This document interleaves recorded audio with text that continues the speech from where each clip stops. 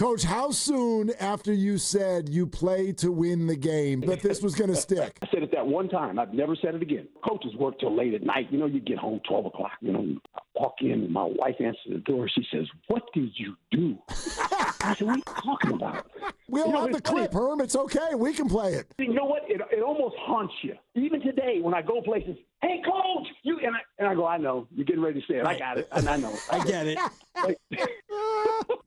Joining us again here for the first time this season on Willard and Dibs on 95.7 The Game, the coach, Herm Edwards, who, by the way, has recently signed on to do more time with ESPN, which is good for all of us because we get to watch him talk on football. Congratulations, Coach. Well, thank you. My wife keeps putting me to work. She says, "No, you can't retire yet. Just go on back to work." I said, "Okay, that's what you want me to do." Got to be careful about sitting around that house with nothing to do, right? Yeah, well, we're paying tuition in Texas for both our daughters, so I get it. I understand it. That'll do it.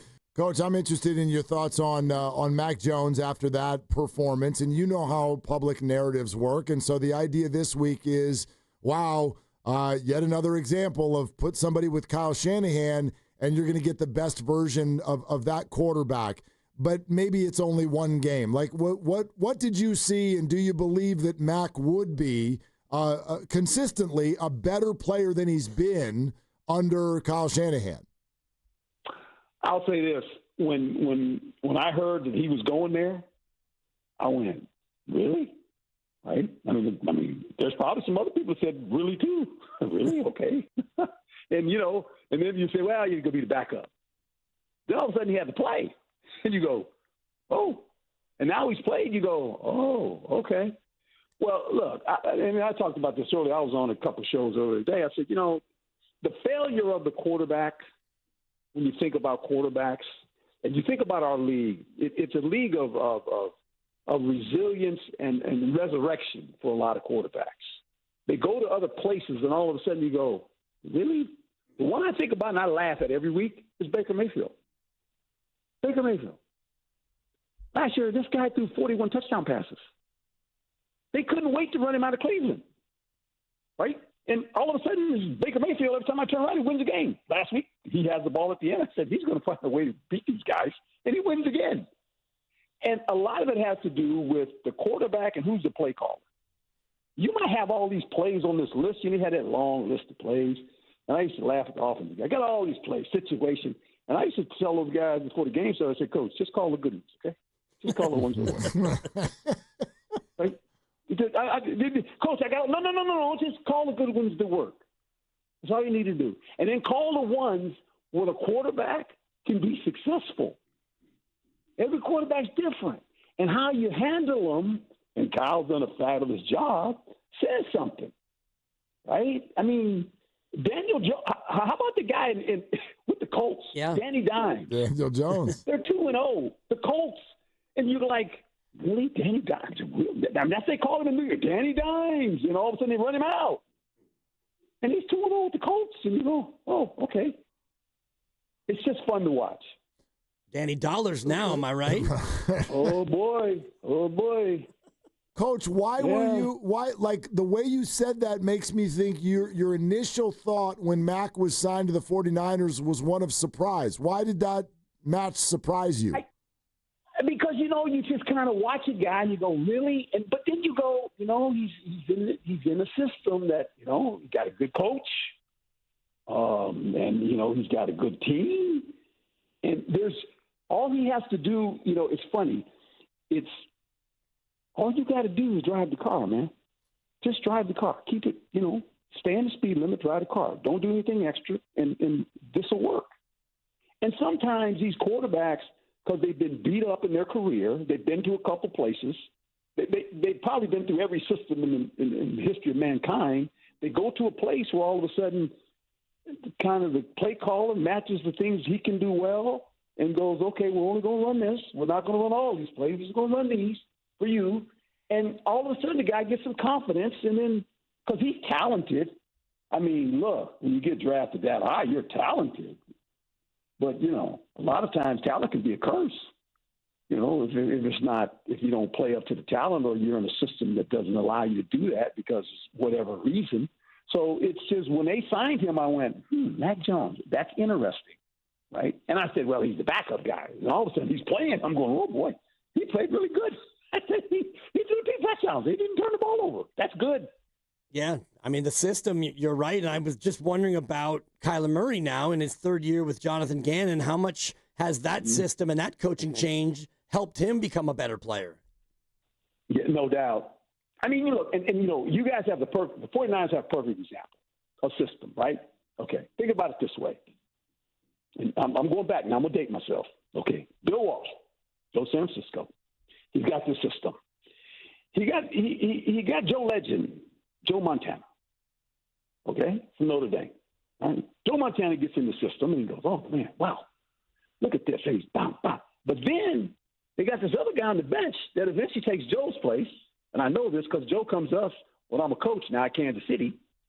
Well, it's Steve Young.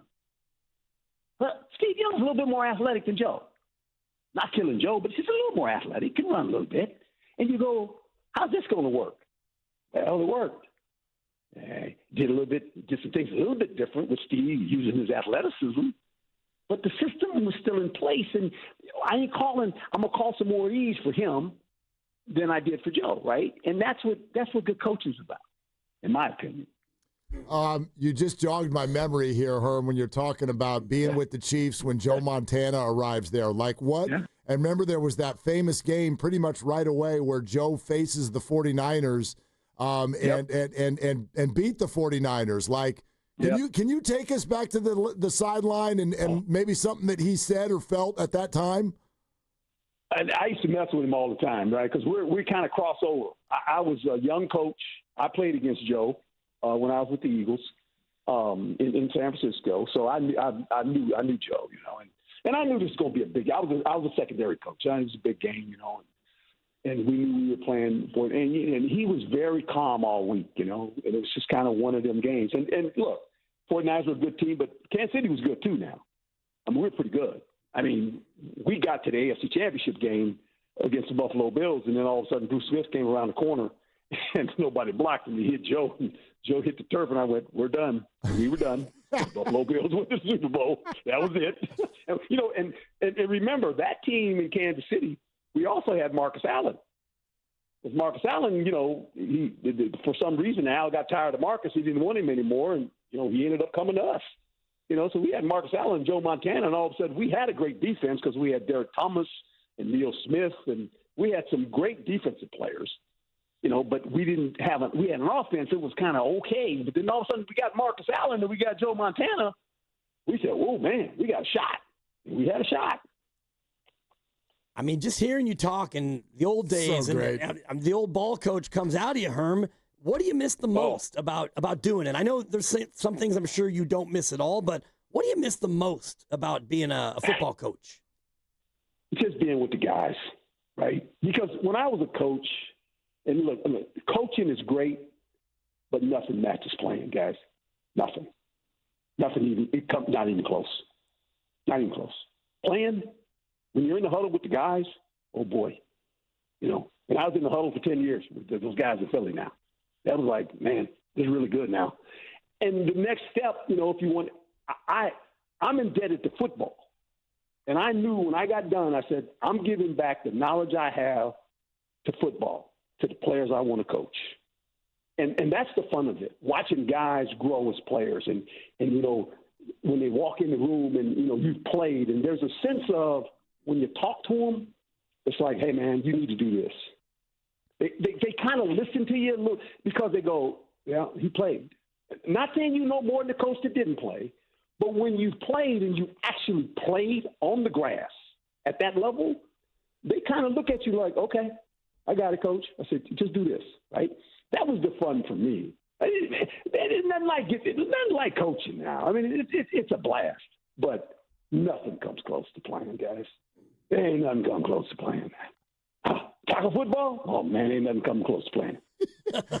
Coach, how soon after you said you play to win the game did you know that something that was like viral, memorable, one of the most famous quote, like how soon did you know, You play to win the game. that this was going to stick. Yeah, I had no idea, guys. Here's the funny story about this whole deal. So our first year, we get in the playoffs. I'm with the Jets. Second year, we're struggling. And I make the quarterback change, and we got a press conference on a Tuesday. And, the players aren't there on Tuesday. They're off. You got a press conference. And somebody was getting ready to ask me the question of, basically, is the team going to quit, right? And before they could even get to that, I said what I said. And I've only said it one time, to be quite honest. I said it that one time. I've never said it again. When I started, Coach, say it on TV. No, I said it one time. I don't have to say it anymore. Everybody else says it now. I don't have to say it anymore. I can't stop saying it. I say it on the Tuesday. I say it on the Tuesday. And so, I'm at work. Coaches work till late at night. You get home 12 o'clock, 1 o'clock in the morning. And I walk in, and my wife answers the door. She says, "What did you do?" I said, "What are you talking about?" I said, "What are you talking about, honey?" She said, "It's everywhere. People are calling." I said, "What are you talking about?" The rant. And I looked at her and I said, "Oh, that," because that was like at 12 o'clock in the afternoon, right? And I'm tired. I want to go to bed. And then I looked at her. I said, "Was it good?" She said, "Oh, it was good." I said, "Good." And so the next day, the players come in, and I'm going to have the team meeting. And I go to the team meeting. I go to the podium, and I'm getting ready to talk. And Chad Pennington stands up. He said, "Coach, I got something." I said, "What you got, Tim?" He looks at me, and he says, "Coach, we heard what you said." And I looked at him, and I looked at the team. I said, "Are we good, boys?" "We're good, Coach." I didn't have a meeting. I said, "Go to your position groups. We're good." We won the division. Outstanding. You never had to say it again, especially since all of us. I never said it. I literally never said it. I won't say it. We all have the clip, Herm. It's okay. We can play it. I know.